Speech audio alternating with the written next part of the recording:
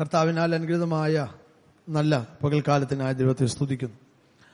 ദൈവസന്നിധിയിലായിരിക്കുന്ന വാത്സല്യ ദൈവമക്കൾ, അനുഗ്രഹിക്കപ്പെട്ട കർത്തൃദാസന്മാർ, അതിഥികളായി ഈ പകൽക്കാലത്തെ ആരാധനയിൽ സംബന്ധിക്കുന്ന ഏവർക്കും ധന്യനായ യേശുക്രിസ്തുവിന്റെ നാമത്തിൽ സ്നേഹവന്ദനങ്ങളെ അറിയിക്കുന്നു. ദൈവത്തെ ആരാധിപ്പാനും മഹത്വപ്പെടുത്തുവാനും ഇങ്ങനെ ഒരു സാവകാശമായ സന്ദർഭം കർത്താവ് നമ്മുടെ ജീവിതത്തിൽ നൽകിയല്ലോ, അതോർത്ത് ദൈവത്തെ സ്തുതിക്കുന്നു. കഴിഞ്ഞ ദിവസങ്ങളിലൊക്കെ അനുഗ്രഹിക്കപ്പെട്ട കൂട്ടായ്മകൾ കർത്താവ് നമുക്ക് നൽകി. അതിൽ കടന്നു വന്ന് സംബന്ധിപ്പാൻ മനസ്സ് കാണിച്ച എല്ലാ ദൈവമക്കളെ ഓർത്ത് ദൈവത്തെ സ്തുതിക്കുന്നു. നാം കൂടി വന്ന് പ്രാർത്ഥിക്കുകയും ആരാധിക്കുകയും ചെയ്യുന്നത് നമ്മുടെയൊക്കെ ആത്മീയ ജീവിതത്തിന് വളരെ ആശ്വാസമാണ്, വളരെ അനുഗ്രഹമാണ്.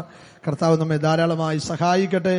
ശാരീരിക രോഗങ്ങളിലും പ്രയാസങ്ങളിലുമായിരിക്കുന്ന നമ്മുടെ പ്രിയപ്പെട്ടവർക്ക് ദൈവം സൗഖ്യം നൽകി, ആശ്വാസം നൽകി. ദൈവം അവരെ മാനിച്ചുകൊണ്ടിരിക്കുന്നു. അതോർത്ത് ദൈവത്തെ സ്തുതിക്കുന്നു. യാത്രയിലായിരുന്ന പ്രിയപ്പെട്ടവരെയൊക്കെ ദൈവം സഹായിച്ചു. ക്ഷേമത്തോടെ അവരുടെ ജോലിസ്ഥാനങ്ങളിൽ ചെന്നെത്തുവാനും ഹല്ലേലൂയ നാട്ടിൽ പ്രിയപ്പെട്ടവർക്ക് വന്നെത്തുവാനും ഒക്കെ ദൈവം ഇടവരുത്തി. അതോർത്ത് ദൈവത്തെ സ്തുതിക്കുന്നു. കർത്താവ് നമ്മോട് കാണിക്കുന്ന എല്ലാ കരുണകളെയും കൃപകളെയും ഓർത്ത് ദൈവത്തെ സ്തുതിക്കുന്നു. സഭയ്ക്ക് വേണ്ടി പ്രാർത്ഥിക്കുവാനും ഉപവസിക്കുവാനും നിശ്ചയിക്കപ്പെട്ട സമയങ്ങളിൽ അതിനുവേണ്ടി തയ്യാറായ ദൈവമക്കളെ ദൈവം ധാരാളമായി സഹായിക്കട്ടെ. പരസ്പരമുള്ള പ്രാർത്ഥനയും ദൈവസന്നദ്ധിയിലുള്ള ആത്മാർത്ഥതയുമാണ് നമ്മുടെ ആത്മീക ജീവിതത്തിന്റെ നിലനിൽപ്പിന് നിദാനമായിരിക്കുന്നത്. അതുകൊണ്ട് ആ അനുഭവത്തിൽ പിന്നെയും കുറഞ്ഞു പോകാതെ വർദ്ധിച്ചു വരാൻ നമ്മയെല്ലാം ദൈവം സഹായിക്കട്ടെ എന്ന് ദൈവസന്നിധിയിൽ പ്രാർത്ഥിക്കുന്നു. ഇത്രത്തോളം നമ്മെ സഹായിച്ച സർവ്വവല്ലഭനായ ദൈവത്തിന് എല്ലാ മഹത്വവും എല്ലാ മാനവും അർപ്പിക്കുമ്പോൾ ദൈവമക്കളുടെ വിലപ്പെട്ട പ്രാർത്ഥനയ്ക്ക് നന്ദി പറഞ്ഞുകൊണ്ട് ഇന്ന് പകൽ വായിച്ച സങ്കീർത്തന ഭാഗത്തേക്ക് വേഗത്തിൽ നമ്മുടെ ശ്രദ്ധ കൊണ്ടുവരാം. 98-ാമത്തെ സങ്കീർത്തനമാണല്ലോ നമുക്കിന്ന് പകൽ വായിപ്പാനിടയായിത്തീർന്നത്.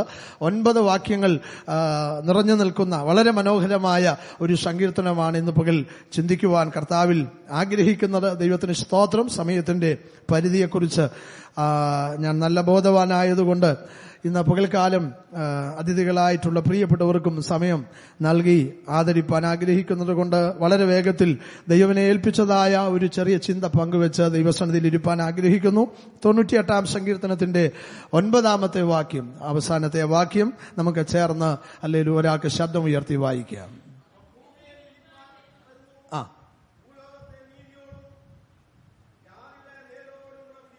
അവൻ ഭൂമിയെ വിധിപ്പാൻ വരുന്നു, ഭൂലോകത്തെ നീതിയോടും ജാതികളെ നേരോടും കൂടെ വിധിക്കും. ദൈവത്തിന് സ്തോത്രം.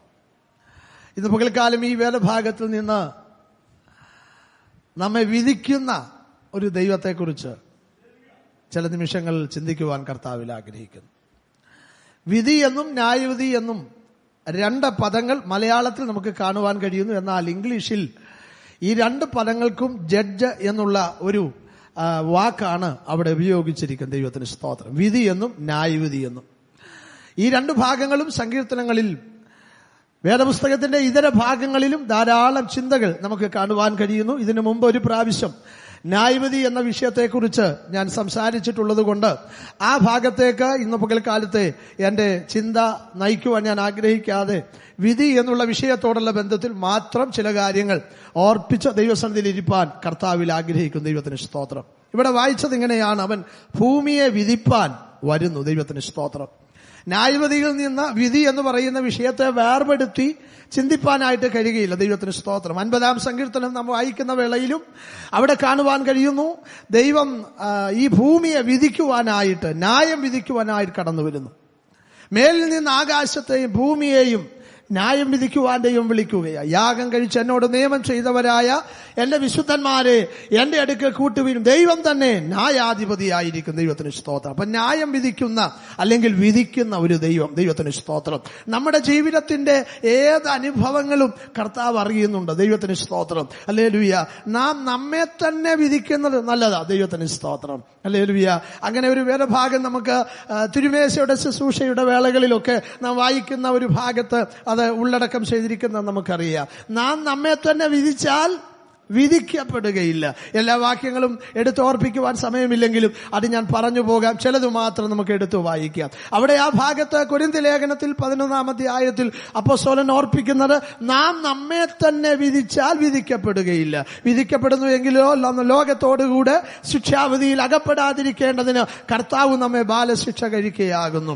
ആ വാക്യം കാണാതെ അറിയാത്തതായ പ്രിയപ്പെട്ടവർ ആരുമില്ല, പ്രത്യേകിച്ച് തിരുമേശയിൽ ഭാഗവാക്കാകുന്ന പ്രിയപ്പെട്ടവർ. ദൈവമക്കളെ, കാണാതുള്ള വചനമാണെങ്കിലും നമ്മെ തന്നെ വിധിക്കാൻ നമുക്ക് എത്രത്തോളം കഴിയുന്നുണ്ട്? ദൈവത്തിന് സ്തോത്രം. അല്ലെങ്കിൽ മനുഷ്യ ജീവിതത്തിലെ താല്പര്യം എന്ന് പറയുന്നത് സ്വയം വിധിക്കുന്നതിനേക്കാൾ കൂടുതൽ മറ്റുള്ളവരെ വിധിക്കുക എന്നുള്ളതാണ്. ഇന്ന് പകൽക്കാലം എന്റെ ഒന്നാമത്തെ ചിന്ത ഞാൻ ആ ഭാഗത്ത് കേന്ദ്രീകരിച്ചുകൊണ്ട് പറയട്ടെ, നാം നമ്മെ തന്നെ വിധിക്കണം. ദൈവത്തിന് സ്തോത്രം. മറ്റൊരാളിന്റെ നേരെ നാം വിരൽ ചൂണ്ടുന്നതിന് മുമ്പ്, മറ്റൊരാളെ വിധിക്കുന്നതിന് മുമ്പ് ഞാൻ ആരാണെന്ന് ദൈവസന്നിധിയിൽ ഒന്ന് ചിന്തിക്കണം. എന്റെ ക്രിസ്തീയ ജീവിതത്തിൽ ഞാൻ ആരായിരുന്നു? ഹല്ലേലൂയ. ഇന്ന് ഞാൻ ആരായിരിക്കുന്നു? ക്രിസ്തുവിൽ വരുന്നതിന് മുമ്പ്, ക്രിസ്തുവിനെ കൂടാതെയുള്ള ജീവിതത്തിൽ എന്റെ ജീവിതത്തിൽ പ്രവൃത്തി എന്തായിരുന്നു? എന്റെ സംസാരം, എന്റെ നോട്ടം, എന്റെ ചിന്ത, എന്റെ ജീവിതത്തിന്റെ ഇടപാട് എന്തായിരുന്നു? അതിനുശേഷം ക്രിസ്തുവിങ്കിലേക്ക് കടന്നു വന്നു കഴിഞ്ഞപ്പോൾ എന്റെ ജീവിതത്തിൽ എന്തൊക്കെ മാറ്റങ്ങളുണ്ട്? മാറ്റങ്ങൾ എടുത്തു പറയാനായിട്ട് അന്നത്തെ ജീവിതത്തിന്റെ പോരായ്മകളിൽ നിന്ന് ഒരു വ്യത്യസ്തത എടുത്തു കാണിക്കാൻ, ചൂണ്ടിക്കാട്ടാൻ കഴിയുന്നില്ലെങ്കിൽ ഇന്ന് പകൽക്കാലം ഈ വചനത്തിന്റെ വെളിച്ചത്തിൽ ഞാൻ ഓർപ്പിക്കട്ടെ, മാനസാന്തരം ശരിയായിട്ടില്ല. നാം വേണ്ടതുപോലെ മാനസാന്തരപ്പെട്ടിട്ടില്ല. മാനസാന്തര ജീവിതം എന്ന് പറയുന്നത് പഴയകാല ജീവിത അനുഭവത്തിൽ നിന്ന് ഹല്ലേലൂയ തീർത്തും ദൈവത്തിന്റെ ഇഷ്ടത്തിനനുസരിച്ച് ജീവിക്കുന്നതായ ഒരു ജീവിതമാണ്. ദൈവത്തിന് സ്തോത്രം. നമ്മുടെ ദേശവാസിയായിരിക്കുന്ന കർത്താവിന്റെ ദാസി ഒരു കാലത്ത് വളരെ ശക്തമായി ദൈവത്തിന്റെ വേലയിൽ പ്രയോജനപ്പെട്ടുകൊണ്ടിരുന്ന കർത്താവിന്റെ ദാസി മേരി ഗൗർ പ്രസംഗിക്കുന്ന വേളയിൽ മിലിറ്ററി ഭാഷയിൽ ഒരിക്കൽ ഒരു മാനസാന്തരത്തെ കുറിച്ച് ഒരു യൗവനക്കാരനോട് പറഞ്ഞു. യൗവനക്കാരൻ ചോദിച്ചു, നിങ്ങൾ മാനസാന്തരപ്പെടണമെന്നൊക്കെ ഘോരം പ്രസംഗിക്കാറുണ്ടല്ലോ, എന്താ പാപത്തെക്കുറിച്ച്, മാനസാന്തരത്തെക്കുറിച്ച് എനിക്കൊന്ന് പറഞ്ഞു തരാമോ?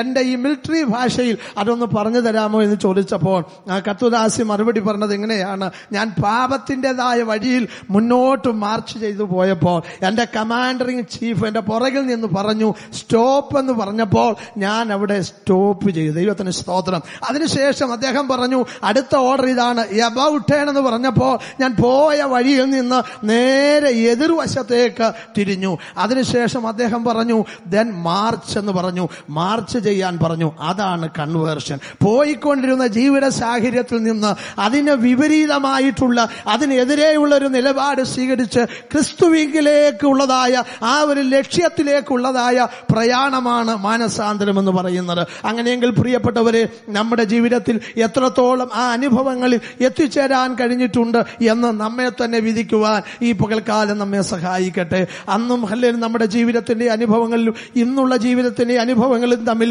വ്യത്യാസമില്ലാത്ത ഏതെങ്കിലും അനുഭവങ്ങൾ ഉണ്ടെങ്കിൽ അത് ഭൂഷണമല്ല എന്ന് ദൈവവചന അടിസ്ഥാനത്തിൽ ദൈവത്തിന്റെ സന്നിധിയിൽ ചിന്തിച്ചപ്പോൾ നമുക്ക് ബോധ്യപ്പെട്ടു. പക്ഷേ പലപ്പോഴും നമുക്ക് ആ ഒരു വിഷയത്തിൽ ഒരു ക്രമീകരണം പ്രാപിപ്പാൻ കഴിയാതെ ആയിരിക്കുന്നെങ്കിൽ ഈ പകൽക്കാലത്തെ വചന ശുശ്രൂഷ മുഖാന്തരം അതിനൊരു വ്യത്യാസം വരുവാൻ സർവശക്തനായ ദൈവവും പരിശുദ്ധാത്മാവും നമുക്ക് ഇടവരുത്തട്ടെ എന്ന് ഞാൻ ദൈവസന്നിധിയിൽ ആഗ്രഹിക്കുകയാണ്. നമുക്കൊരു മാറ്റമുണ്ടാകണം, നമുക്കൊരു വ്യത്യാസമുണ്ടാകണം. ഹല്ലേലൂയ.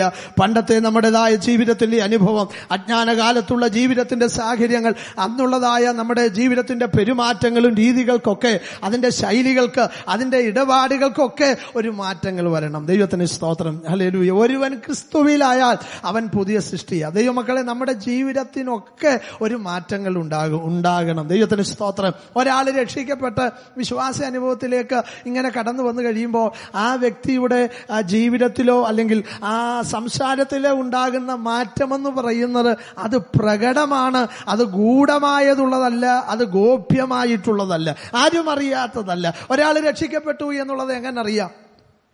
സംസാരിക്കുമ്പോൾ ഒരുപക്ഷെ അവരുടെ ആ സംസാരത്തിൽ അതിൻ്റെ ഒരു പ്രത്യേക ചുവയുണ്ടായിരിക്കും.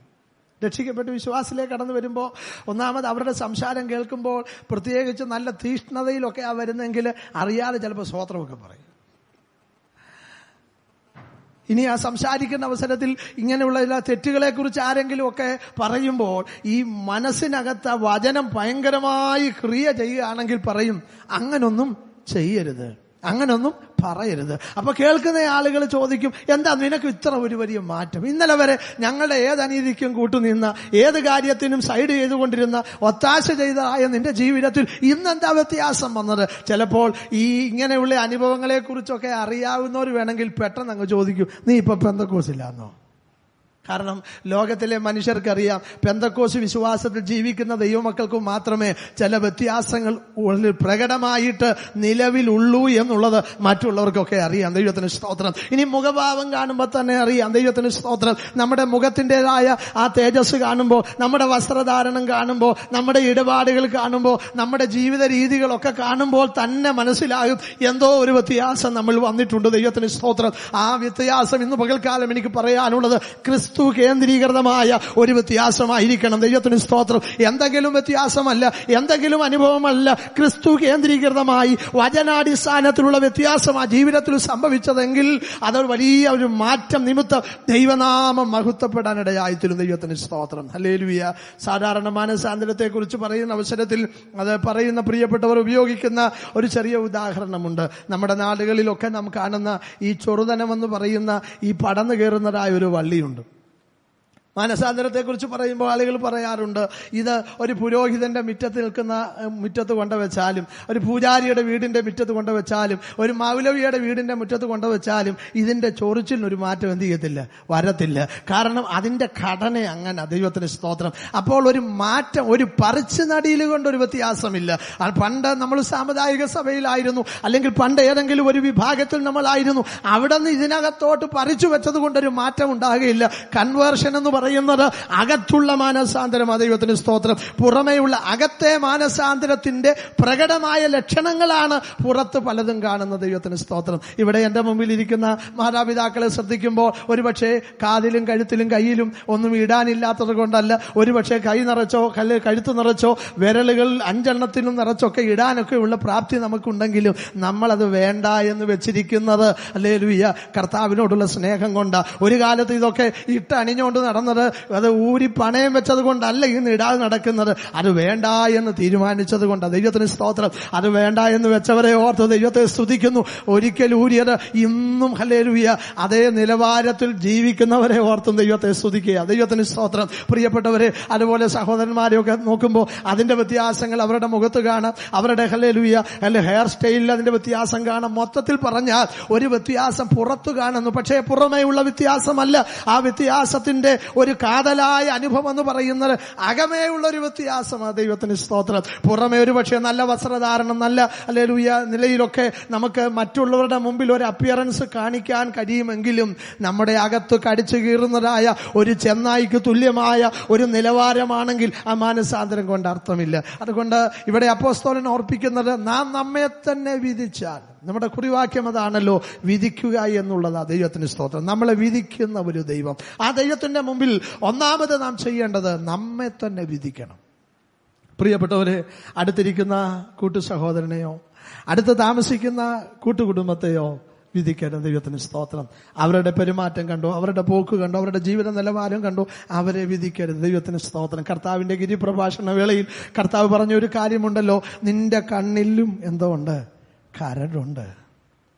ഹല്ലേലൂയ. അതിരിക്ക ചെയ്ത് എന്ന് പറഞ്ഞാൽ മറ്റൊരാളെ വിരൽ ചൂണ്ടുവാൻ നീ പെർഫെക്റ്റ് ആയ ശേഷമേ അതിനുവേണ്ടി നീ തയ്യാറാകാവൂ, അതിനുവേണ്ടി നീ ഒരുങ്ങാവൂ. ദൈവത്തിന് സ്തോത്രം. ഹല്ലേലൂയ. മറ്റൊരാളുടെ പോരായ്മകളെ കുറിച്ച് ചൂണ്ടിക്കാട്ടാൻ ഒരുപക്ഷെ അതിന് നമ്മുടെ ജീവിതത്തിന്റെ ഒരു തിരുത്തൽ ആവശ്യമാണ്. എന്നെങ്കിലും ദൈവസന്നിധിയിൽ പ്രാർത്ഥിപ്പാൻ കഴിയും. ദൈവത്തിന് സ്തോത്രം. അതുകൊണ്ട് ഇന്ന് പകൽക്കാലം പ്രിയപ്പെട്ടവരെ, ഒന്നാമത് നമ്മുടെ ജീവിതത്തിൽ നമ്മെ തന്നെ ഒന്ന് തിരുത്താൻ ദൈവം നമ്മെ സഹായിക്കട്ടെ. അപ്പോൾ ഒന്നാമത്തെ ആശയം ഇതാണ്, നാം നമ്മെ തന്നെ വിധിക്കണം.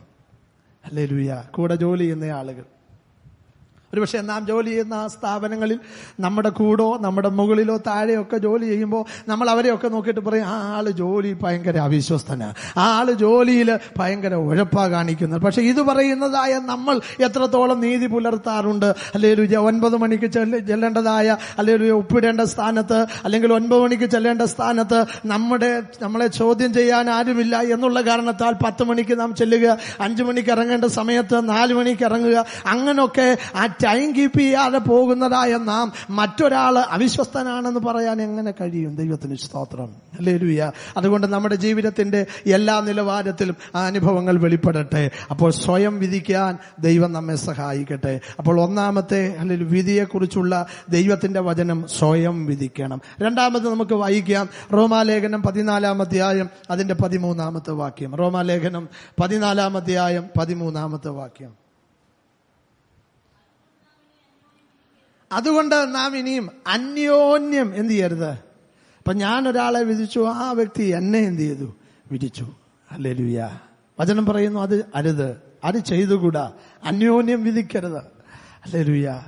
എന്നെ വിധിച്ചത് കൊണ്ടാ ഞാനും വിധിച്ചത്, എന്നെ പറഞ്ഞത് കൊണ്ടാ ഞാനും പറഞ്ഞത്, എന്നെ കുറ്റം പറഞ്ഞത് കൊണ്ടാ ഞാനും കുറ്റം പറഞ്ഞത്. ഒരാൾ നമ്മളെ വിധിച്ചാലും, ഹല്ലേലൂയ, വചനം പറയുന്നൊരു ഭാഗം ഞാൻ ഉദ്ധരിക്കട്ടെ, ന്യായമായി വിധിക്കുന്നവെങ്കിൽ അങ്ങ് ഏൽപ്പിച്ചാൽ മതി. ഒരുപക്ഷെ നമ്മുടെ ക്രിസ്തീയ ജീവിതത്തിൽ നാം പ്രാപിച്ച പരമാർത്ഥതയിൽ നടക്കുമ്പോൾ നമ്മെ വിധിക്കുന്നവർ ഒരുപക്ഷെ കണ്ടെന്നിരിക്കാം. ഹല്ലേലൂയ. നമ്മുടെ ജീവിതം ശരിയല്ല, നമ്മുടെ പെരുമാറ്റം ശരിയല്ല, നമ്മൾ പറയുന്നത് ശരിയല്ല. നമ്മുടെ ജീവിതത്തിന്റെ ആകെത്തുകയെക്കുറിച്ച് അവർ വായിച്ചിട്ടൊരു സമ്മറി പോലെ പറഞ്ഞു. ഹല്ലേലൂയ. നമ്മൾ ആളും ശരിയല്ല, ജീവിതവും ശരിയല്ല. പക്ഷേ അവരുടെ മുമ്പിൽ തെളിയിക്കാൻ പോകണ്ട. ദൈവത്തിന്റെ വചനം 18-ാം സങ്കീർത്തനത്തിൽ പറയുന്ന പോലെ അവന്റെ കാഴ്ചയിൽ എന്റെ കൈകൾക്കുള്ള വെടിപ്പിൻ പ്രകാരം പകരം നൽകുന്നത് ദൈവമാ. ദൈവത്തിന് സ്തോത്രം. ഞാൻ ഉരിയാടാതെ ഊമനായിരുന്നു, നന്മയെ ഗണ്യമാക്കാതെ മൗനമായിരുന്നു. ദൈവത്തിന് സ്തോത്രം. ദൈവമക്കളെ, ചിലപ്പോൾ ഉരിയാടാതിരിക്കേണ്ട അവസരങ്ങൾ വരും, ചിലപ്പോൾ മൗനമായിരിക്കേണ്ട അവസരങ്ങൾ വരും. ഒരുപക്ഷെ ന്യായം തെളിയിക്കാനുള്ള റൈറ്റ് നമുക്കുണ്ട്, ന്യായം തെളിയിക്കാനുള്ളതായ കാര്യങ്ങൾ നിരത്താൻ നമുക്ക് ഒന്നിലധികമുണ്ട്. പക്ഷേ അങ്ങനെയുള്ള കാര്യങ്ങളൊക്കെ നിരത്തി പോകാൻ അല്ലെങ്കിൽ നമ്മൾ തുടങ്ങിയാൽ ഒരുപക്ഷെ ചിലപ്പോൾ തെളിയിക്കാൻ നമുക്ക് കഴിഞ്ഞെന്നിരിക്കാം. പക്ഷേ നാം പ്രാപിച്ച ദൈവകൃപ നഷ്ടമാകുമെന്നുള്ള കാര്യം മറക്കരുത്. ദൈവസന്നിധിയിലുള്ള പ്രാഗൽഭ്യം നഷ്ടപ്പെടും. അതിനുവേണ്ടി നാം ചെയ്യേണ്ടത് ദൈവസന്നിധി പോയി മുഴങ്കാൽ മടക്കി ആ കരം ദൈവസന്നിധിയിൽ അല്ലെങ്കിൽ പ്രാഗൽഭ്യം ഉണ്ടെങ്കിൽ 2 കാര്യങ്ങളും ദൈവസന്നിധിയിൽ ഒന്ന് ഉയർത്തിക്കൊണ്ട് കർത്താവിനോട് പറ, കർത്താവേ, ഈ വിഷയത്തിൽ എന്റെ കൈയുടെ വെടിപ്പ് നീ അറിയുന്നു, എന്റെ ജീവിതത്തിന്റെ വെടിപ്പ് നീ അറിയുന്നു, എന്റെ ആദരങ്ങളുടെ വെടിപ്പ് നീ അറിയുന്നു. അത് ദൈവസന്നിധിയിൽ തുറന്നു പറഞ്ഞാൽ കാണുന്നവര് കണ്ണുയരത്തിലുണ്ട്, കേൾക്കുന്നവര് ചെവി ഉയരത്തിലുണ്ട്. ദൈവത്തിന് സ്തോത്രം. അതുകൊണ്ട് ആ ദൈവത്തിന്റെ സന്നിധിയിൽ കാര്യങ്ങളങ്ങ് ഏൽപ്പിച്ചാൽ മതി. അന്യോന്യം കുറ്റം വിധിക്കരുത്. ദൈവത്തിന് സ്തോത്രം. ഹല്ലേലൂയ. നമ്മെ വിധിക്കുന്ന ഒരു പക്ഷേ മനുഷ്യരുണ്ടായെന്നിരിക്കുക, അല്ലെങ്കിൽ കുറ്റം പറയുന്ന മനുഷ്യരുണ്ടായിരിക്കുക. ആത്മീകരുടെ ഇടയിൽ, ഒരുപക്ഷെ ആരാധനിക്കുന്നവരുടെ ഇടയിൽ, ജോലി ചെയ്യുന്ന ഇടത്ത്, അല്ലെങ്കിൽ നമ്മൾ ഹല്ലേലൂയ പാർക്കുന്ന ഇടത്ത്, ദൈനംദിനം നാം കണ്ടുമുട്ടുന്നവരുടെ ഇടയിലൊക്കെ ഹല്ലേലൂയ ആ നിലകളിൽ നമ്മെ വിധിക്കുന്നവർ കണ്ടെന്നിരിക്കുക. കേട്ടുകേൾവിയുടെ അടിസ്ഥാനത്തിലും വിധിക്കുന്നവരുണ്ട്. ഞാൻ അടുത്ത ഭാഗം പറയുമ്പോൾ ഞാനത് വിശദീകരിക്കാം. ഇവിടെ വചനം പറയുന്ന അപ്പോസ്തലൻ റോമയിലുള്ള ദൈവമക്കളോട് പറയുകയാണ്, നിങ്ങൾ അന്യോന്യം എന്ത് ചെയ്യരുത്? വിധിക്കരുത്. ദൈവത്തിന് സ്തോത്രം. കൊരിന്ത്യർ ലേഖനത്തിലേക്കൊക്കെ പോകുമ്പോൾ പൗലോസ് അത് കുറച്ചുകൂടെ വളരെ വ്യക്തമായിട്ട് പറയുന്നുണ്ട്. സഭയ്ക്കകത്തെ ആ അന്തരീക്ഷം പോയത് എങ്ങനെയാണ് എന്നുള്ളത് താൻ ഓർപ്പിക്കുന്നു. ഒരു കൃപാവരത്തിലും കുറവില്ലാത്ത നല്ലൊരു സഭയാണ് 1 കൊരിന്ത്യർ 1-ാം അധ്യായത്തിൽ. എന്നാൽ ആ 1-ാം അധ്യായം അവസാനിക്കുന്നതിന് മുമ്പ് ആ സഭയിലേക്ക് അല്ലെങ്കിൽ ഭിന്നപക്ഷത്തിന്റെ ഒരു നിലവാരം കയറാനിടയായി. ഹല്ലേലൂയ.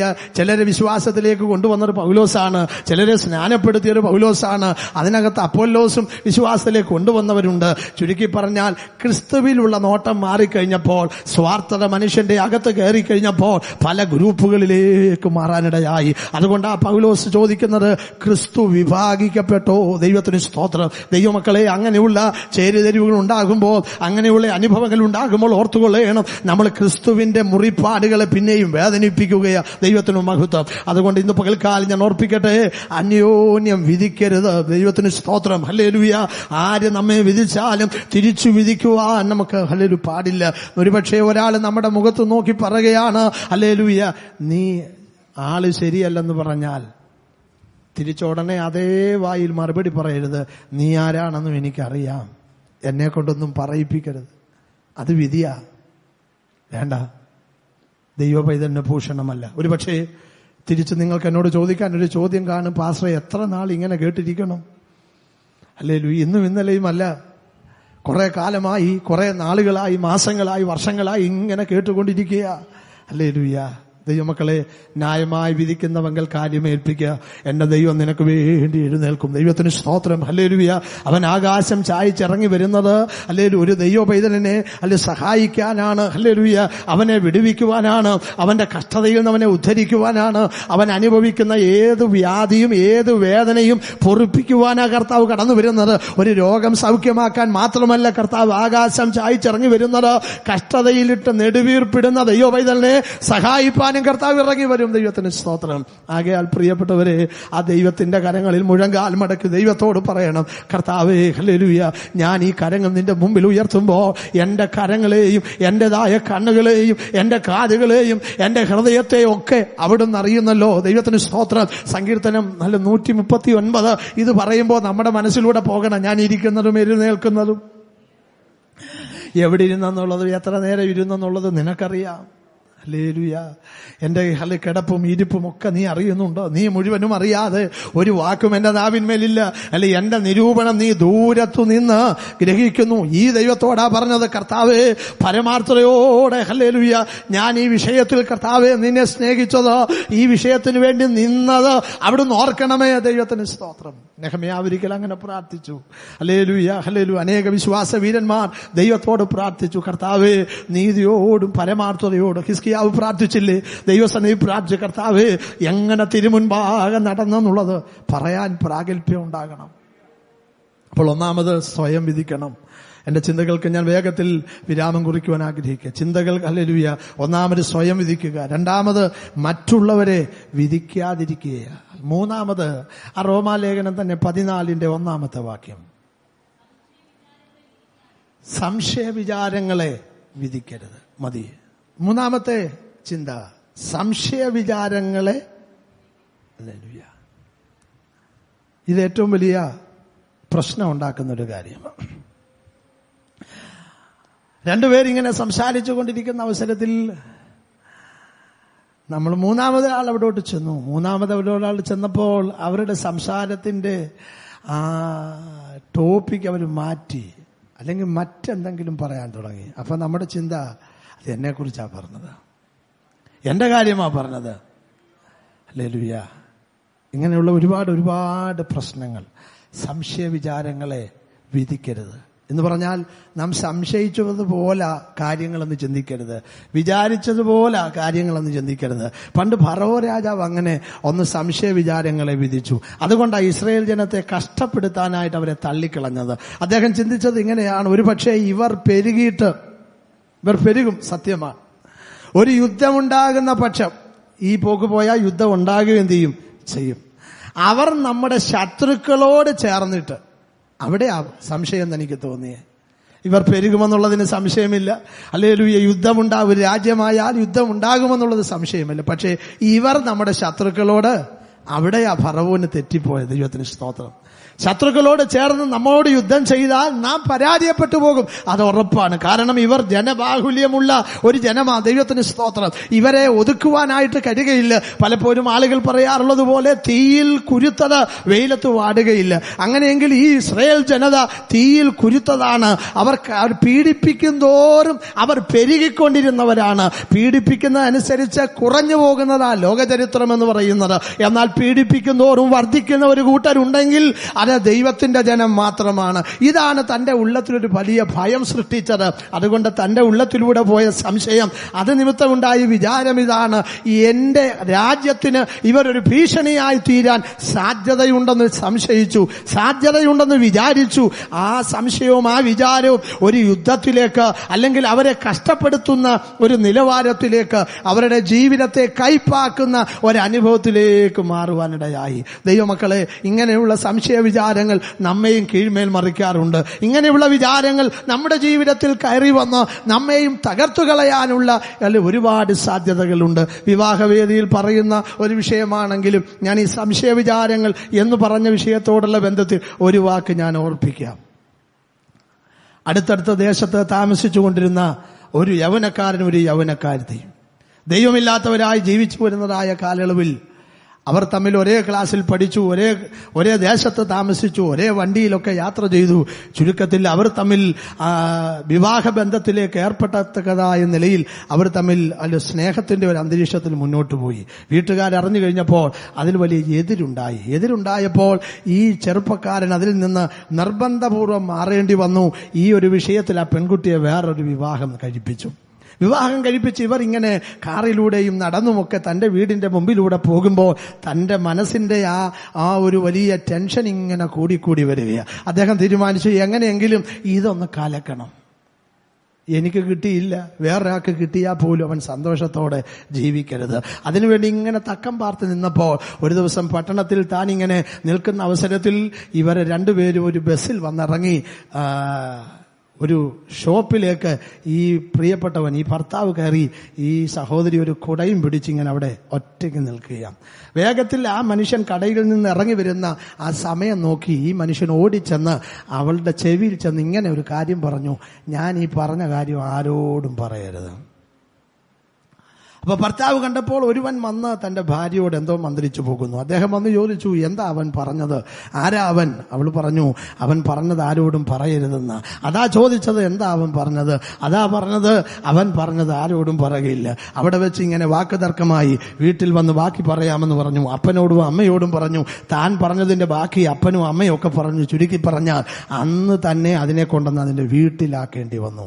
അപ്പൊ ഇദ്ദേഹം ചിന്തിച്ചു, ഞാൻ അറിയാത്ത എന്തോ കാര്യം പറഞ്ഞു. ഒന്നും പറഞ്ഞില്ല, ഈ ഒറ്റ വാചകമേ പറഞ്ഞുള്ളൂ, ഞാൻ ഈ പറഞ്ഞത് ആരോടും പറയരുത്. നോക്കണമേ, സംശയ വിചാരങ്ങൾ മനസ്സിലേക്ക് കയറിപ്പോയി തകർന്നു പോകുന്ന എത്രയോ കുടുംബ ബന്ധങ്ങളുണ്ട്, ശിഥിലമാകുന്ന എത്രയോ കുടുംബ ബന്ധങ്ങളുണ്ട്.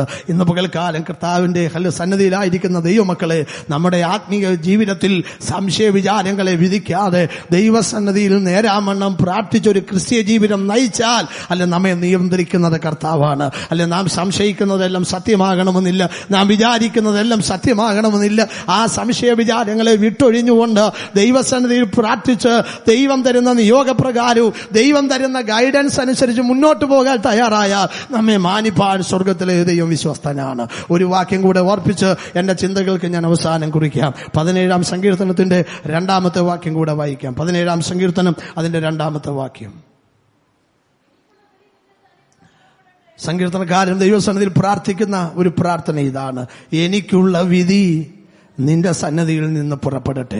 ഒരുപക്ഷെ തന്നെ കാണുന്നവർ, തന്നെ ശ്രദ്ധിക്കുന്നവർ നിഷ്കളങ്കതയോടെ താൻ പറയുന്ന വാക്കുകളൊക്കെ ശരിയല്ല എന്ന് പറയുന്ന അനുഭവമുണ്ട്. ഇയ്യോബിന്റെ അനുഭവം പഠിച്ചു കഴിഞ്ഞാൽ ഇയ്യോബ് തന്റെ സഹോദരന്മാരുമായി സംസാരിക്കുമ്പോൾ അവൻ തന്റെ പരമാർത്ഥതയൊക്കെ തുറന്നു പറയുമ്പോൾ തന്റെ 3 സ്നേഹിതന്മാർ ആരംഭത്തിലും അതിനുശേഷം എലിഹു എന്ന് പറയുന്ന മറ്റൊരു സ്നേഹിതൻ, ഇങ്ങനെ 4 പേര് തനിക്കെതിരെ ഘോരഘോരം സംസാരിക്കുന്നു. അവർ പറഞ്ഞ കാര്യങ്ങളൊക്കെ ഞാൻ കഴിഞ്ഞ ദിവസങ്ങൾ ഓർപ്പിക്കുവാനിടയായി. തന്റെ മനസ്സിനെ വേദനിപ്പിക്കുന്ന നിലകളിൽ, ഒരുപക്ഷെ വളരെ ഭാരം തോന്നുന്ന നിലകളിൽ ഈ 4 പേരും സംസാരിച്ചു. അവരൊക്കെ പറഞ്ഞതിന്റെ ആശയം അല്ലെങ്കിൽ രത്നചുരുക്കം ഇതാണ്, നീ ശരിയല്ല. ദൈവത്തിന് സ്തോത്രം. ഓർത്തു നോക്കുക, അതിലൊരുവൻ പറഞ്ഞു, നിർദോഷിയായി നശിച്ചവൻ എവിടെയുള്ളൂ, നേരുള്ളവൻ എവിടെ മുടിഞ്ഞുപോയിട്ടുള്ളൂ, അന്യായം ഉഴുത കഷ്ടത വിതയ്ക്കുന്നവൻ അത് തന്നെ കൊയ്യുന്നു. ദൈവത്തിന് സ്തോത്രം. ഇവരെല്ലാം മാറി മാറി തന്നെ വിധിച്ചു. ദൈവത്തിന് സ്തോത്രം.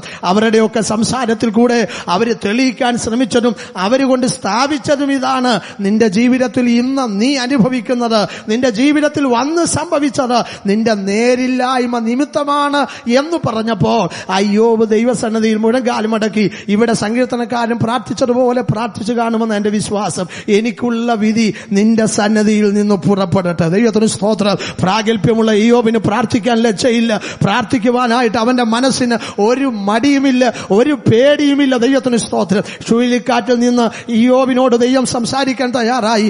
ആ ദൈവം അവനോട് സംസാരിച്ച വാക്കുകൾക്കൊക്കെ ഹല്ലേലൂയ ശാന്തമായി ഹല്ലേലൂയ അവൻ അത് കേട്ടു. ദൈവത്തിന് സ്തോത്രം. 42-ാം അധ്യായം ഇയ്യോബിന്റെ പുസ്തകത്തിൽ ഇല്ലായിരുന്നെങ്കിൽ ഹല്ലേലൂയ പരമാർത്ഥത തെളിയിക്കപ്പെട്ടില്ല എന്ന് നാം ഒക്കെ ചിന്തിക്കേണ്ടി വന്നേനെ. ഇന്ന് പകൽക്കാലം എന്നെ കേൾക്കുന്ന ദൈവപൈതലേ, ഓരോ 1-ാം അധ്യായം ഇയ്യോബിന്റെ പുസ്തകത്തോടുള്ള ബന്ധത്തിൽ ചേർത്ത് വെക്കുവാൻ, അവൻ ആരെന്നും അവന് എന്തൊക്കെ ഉണ്ടെന്നുള്ളത് പറയാൻ 1-ാം 1-ാം അധ്യായം ഉപയോഗിച്ചെങ്കിൽ 1-ാം അധ്യായം 2-ാം അധ്യായം അവസാനിക്കുന്നതിന് മുമ്പ് അവന്റെ ജീവിതത്തിന്റെ കഷ്ടതകളെയാണ് അക്കമിട്ടു പറഞ്ഞത്.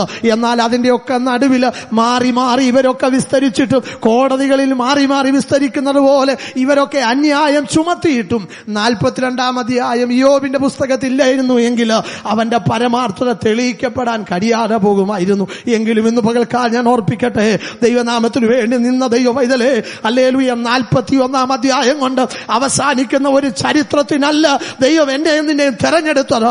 നീ ആരാണെന്നും ദൈവം ആരാണെന്നും നിന്നോടുള്ള ദൈവത്തിന്റെ നീതി എന്താണെന്നും വെളിപ്പെടുത്തുന്ന ഒരു 42-ാം അധ്യായം നിന്റെയും എന്റെ ജീവിതത്തിൽ വെളിപ്പെടുത്തുവാൻ ദൈവം വിശ്വസ്തനാണ്. അതുകൊണ്ട് ആ 42-ാം അധ്യായത്തിൽ ഇങ്ങനെ രേഖപ്പെടുത്തിയിരിക്കുന്നത്, അവന്റെ പിൽക്കാലത്തെ അവന്റെ മുൻകാലത്തെക്കാൾ അധികം അനുഗ്രഹിച്ചു. ഒരുപക്ഷെ മറ്റുള്ളവർ ആക്ഷേപിക്കുമ്പോഴും കുറ്റപ്പെടുത്തുമ്പോഴും തന്നെ കുറിച്ച് വേണ്ടാതീനം പറയുമ്പോഴൊക്കെ അവന് പറയാനുള്ളത്, കർത്താവേ, എനിക്കുള്ള വിധി നിന്റെ സന്നിധിയിൽ നിന്ന് പുറപ്പെടട്ടെ. ഹല്ലേലൂയ. അവന്റെ പക്കൽ നിന്ന് തീ പുറപ്പെട്ട് ദഹിപ്പിക്കുന്നു എന്ന് ദൈവവചനം പറയുന്നു. ജീവനുള്ള ദൈവത്തിന്റെ കയ്യിൽ വീഴുന്നത് ഭയങ്കരമെന്ന് പറയുന്നു. ദൈവത്തിന് സ്തോത്രം. നിത്യദഹനങ്ങളുടെ മുമ്പിൽ ആർക്കും നിൽക്കുവാൻ കഴിയും. ദൈവത്തിന് സ്തോത്രം. ആ ദൈവത്തോടാ പറയുന്നത്, കർത്താവേ, എനിക്കുള്ള വിധി നിന്റെ സന്നിധിയിൽ നിന്ന് പുറപ്പെടട്ടെ. നമ്മൾ വായിച്ച് 17-ാം സങ്കീർത്തനത്തിൽ അവിടെ ഇങ്ങനെ കാണുന്നു, നീ എന്നെ പരീക്ഷിച്ചു, രാത്രിയിൽ എന്നെ സന്ദർശിച്ചു, ദുരുദ്ദേശം ഒന്നും കണ്ടെത്തുന്നില്ല, എന്റെ വായ് ലംഘനം ചെയ്യുകയില്ല എന്ന് ഞാൻ ഉറച്ചിരിക്കുന്നു. പറയാൻ ദൈവസന്നിധിയിൽ പ്രാഗൽഭ്യമുള്ളത് കൊണ്ട് അതൊരു പക്ഷേ മറ്റുള്ളവരത് സമ്മതിക്കണമെന്നില്ല. പക്ഷേ നീതിയോടെ വിധിക്കുന്ന ദൈവത്തോട് പറയുന്നു, എനിക്കുള്ള വിധി നിന്റെ സന്നിധിയിൽ നിന്ന് പുറപ്പെടട്ടെ. ഹല്ലേലൂയ. ദൈവമക്കളെ, ഈ നാളുകൾ നമുക്ക് ദൈവത്തോട് അങ്ങനെ പ്രാർത്ഥിക്കാം. ഒരുപക്ഷെ പരമാർത്ഥത അറിയുവാൻ ലോകത്തിൽ ആരുമില്ലെങ്കിലും, ഹല്ലേലൂയ, നിന്റെ കുടുംബത്തിൽ ആരുമില്ലെങ്കിലും, നിന്റേതായ ഹല്ലേലൂയ ദേശത്ത് ആരുമില്ലെങ്കിലും, ഒരുപക്ഷെ നീ ആരാധിക്കുന്ന കൂട്ടത്തിൽ ആരുമില്ലെങ്കിലും, നിന്നെ അറിയാവുന്നവരിൽ ആരുമില്ലെങ്കിലും, നിന്റെ പരമാർത്ഥത തൂക്കി നോക്കുന്നൊരു ദൈവമുണ്ട്, പരമാർത്ഥത അളക്കുന്നൊരു ദൈവമുണ്ട്. അവന്റെ കാഴ്ചയിൽ നിന്റെ കൈകൾക്കുള്ള വെടിപ്പിൻ പ്രകാരം ഹല്ലേലൂയ വിധി നടത്തി ആ വിധി പ്രകാരം നമ്മെ മാനിപ്പാൻ ദൈവം വിശ്വസ്തനാണ്. ഹല്ലേലൂയ. ഈ ദിവസങ്ങളിൽ നമുക്ക് അതിനു വേണ്ടി ഒരുങ്ങാം. ദൈവത്തിന് സ്തോത്രം. അല്ലെ, ദൈവം വിധിക്കുന്നവനാണ്. നാം നമ്മെ തന്നെ വിധിക്കണം, മറ്റുള്ളവരെ വിധിക്കരുത്, സംശയ വിചാരങ്ങളെ വിധിക്കരുത്. ദൈവം മുൻപാകെ പരമാർത്ഥതയോടെ പ്രാർത്ഥിക്കണം. ദൈവമേ, എനിക്കുള്ള വിധി നിന്റെ സന്നിധിയിൽ നിന്ന് പുറപ്പെടട്ടെ. Hallelujah, hallelujah. എന്റെ ജീവിതം എന്റെ കരം കൊണ്ട് ഞാൻ അരുതാത്തൽ ചെയ്തിട്ടില്ല, എന്റെ നാവ് കൊണ്ട് ഞാൻ അരുതാത്തൽ ചെയ്തിട്ടില്ല, എന്റെ ജീവിതത്തിൽ ഞാൻ അരുതാത്തൽ ചെയ്തിട്ടില്ല, അങ്ങനെ വേദനിപ്പിക്കുന്ന ഒന്നും എന്റെ ജീവിതത്തിൽ വന്നിട്ടില്ല. ഹല്ലേലൂയ. അഥവാ അങ്ങനെയുള്ളത് സംഭവിച്ചാൽ ഏറ്റുപറഞ്ഞ് അനുദപിച്ചിട്ട് വേണം ദൈവസന്നിധിയിൽ ഈ നിലയിൽ പ്രാർത്ഥിക്കുവാൻ. ആകയാൽ നമുക്കതിനു വേണ്ടി നമുക്കൊന്ന് ഒരുങ്ങാം. ഇയ്യോബിന് വേണ്ടി നേർ വെളിപ്പെടുത്തിയ ദൈവം, നേരോടെ ഇയ്യോബിനെ വിധിച്ച ദൈവം, അവനെ പകച്ചവരുടെ ഒക്കെ മുമ്പിൽ, അവനെ ഹല്ലേലൂയ വിധിച്ചവരുടെ മുമ്പിൽ, അവന്റെ സഹോദരങ്ങളുടെ നടുവിൽ, ദേശവാസികളുടെ നടുവിൽ, 1-ാം അധ്യായം പറയുന്നത് പോലെ സകല പൂർവ്വ ദിഗ്വാസികളെക്കാളും ഇയ്യോബ് മഹാനായിരുന്നു. ഒരുപക്ഷെ എല്ലാവരും ചോദിച്ചു കാണും, മഹാനായിരുന്നു. പക്ഷേ 41-ാം അധ്യായം വരെ മഹാനായിരുന്നവൻ ഹല്ലേലൂയ ഒരു വല്ലാത്ത പരുവത്തിലേക്ക്, ഒരു പരുവക്കെടിലേക്ക്, ഹല്ലേലൂയ, ഹല്ലേലൂയ, ഒരു വലിയ ശോചനീയമായ അവസ്ഥയിലേക്ക് അവന്റെ ജീവിതം പോയി. എന്നാൽ നഷ്ടപ്പെട്ടതെല്ലാം തിരികെ പ്രാപിച്ച ഒരധ്യായമാണ് 42-ാം അധ്യായം. എന്തെല്ലാം നഷ്ടമായോ, എന്തെല്ലാം കൈമോശം വന്നോ, എന്തെല്ലാം ഉപേക്ഷിക്കേണ്ടി വന്നോ, അതെല്ലാം ദൈവം തിരികെ നൽകി. ദൈവത്തിന് സ്തോത്രം. കർത്താവിന് വേണ്ടി നീ ഞാനും നിൽക്കുന്നത് കൊണ്ട് എന്തെങ്കിലും നഷ്ടപ്പെട്ടു പോയിട്ടുണ്ടെങ്കിൽ, ഇന്ന് പകൽക്കാലം ആരുടെയെങ്കിലും മനസ്സ് ഭാരപ്പെടുന്നെങ്കിൽ, ദൈവസ്നേഹത്തിൽ ദൈവാത്മാവിൽ ഞാൻ വിളിച്ചു പറയട്ടെ, ഭാരപ്പെടേണ്ട. മടക്കി തരാൻ ദൈവം വിശ്വസ്തന, മടക്കി തരാൻ ദൈവം വിശ്വസ്തന. കർത്താവിന് വേണ്ടി നിന്നതുകൊണ്ട്, കർത്താവിന് വേണ്ടി സഹിച്ചതുകൊണ്ട്, പരമാർത്ഥതയോടെ ദൈവത്തെ സേവിച്ചതുകൊണ്ട്, ഒരുപക്ഷെ ജീവിതത്തിൽ നേടിയ സമ്പാദ്യം, അപ്പനെയോ അമ്മയോ സഹോദരങ്ങളെയോ ഒരുപക്ഷെ ഹല്ലേലൂയ അതൊക്കെ നഷ്ടപ്പെടേണ്ടി വന്നാൽ, അല്ല പലയിടത്തുനിന്നും ഭ്രഷ്ടരാകേണ്ടി വന്നാൽ ഭാരപ്പെടേണ്ട. ഹല്ലേലൂയ. അവരായിരം മടങ്ങ് മടക്കി തരാൻ ദൈവം വിശ്വസ്തന, ദൈവം മതിയായവന. ആ ദൈവസന്നിധിയിൽ പിന്നെയും നിഷ്കളങ്കതയോടെ ജീവിപ്പാൻ ഈ വചനങ്ങളാൽ ദൈവം നമ്മെ സഹായിക്കട്ടെ. കണ്ണുകളടയ്ക്കാൻ പ്രാർത്ഥിക്കാം. നല്ലവനായ ദൈവമേ, സ്വർഗീയ പിതാവേ, നല്ല സമയത്തിനായി സ്തോത്രം. അവിടുത്തെ സന്നിധിയിലായിരിക്കാൻ ഞങ്ങളെ സഹായിച്ചല്ലോ. ഞങ്ങളെ കേൾപ്പിച്ച എല്ലാ നല്ല വചനങ്ങൾക്കായി സ്തോത്രം ചെയ്യുന്നു. വചനത്തിന്റെ നിർമ്മലമായ സത്യങ്ങൾ ഞങ്ങൾ ഉൾക്കൊണ്ടുകൊണ്ട് അതിന് പ്രകാരം ജീവിപ്പാൻ ഞങ്ങളെ സഹായിക്കണമേ. ഞങ്ങളെ വിധിക്കുന്നൊരു ദൈവമുണ്ടെന്ന്, നിങ്ങൾ വിധിക്കപ്പെടാതിരിക്കേണ്ടതിന് നിങ്ങൾ വിധിക്കരുതെന്നുള്ള ദൈവവചനം ഞങ്ങൾ ഓർക്കുന്നു. താവേ, ഞങ്ങൾ സ്വയം വിധിക്കുന്നവരായി തീരാൻ, മറ്റുള്ളവരെ വിധിക്കുവാനല്ല, സംശയ വിചാരങ്ങളെ വിധിക്കുവാനല്ല, ഞങ്ങളെ തന്നെ വിധിച്ചുകൊണ്ട്, ഞങ്ങളെ തന്നെ ശോധന ചെയ്തുകൊണ്ട് ഒരു നല്ല ക്രിസ്തീയ ജീവിതം നയിപ്പാൻ ഞങ്ങളെ സഹായിക്കണം. തലമുറയ്ക്ക് എല്ലാവരും ഒരുപോലെ അനുഗ്രഹിക്കണമേ. തുടർന്നുള്ള സമയങ്ങൾ ഞങ്ങളെ മാനിക്കണമേ. എല്ലാ മഹത്വം അവിടെ നിന്ന് എടുക്കണമേ. യേശുവിന്റെ നാമത്തിൽ തന്നെ.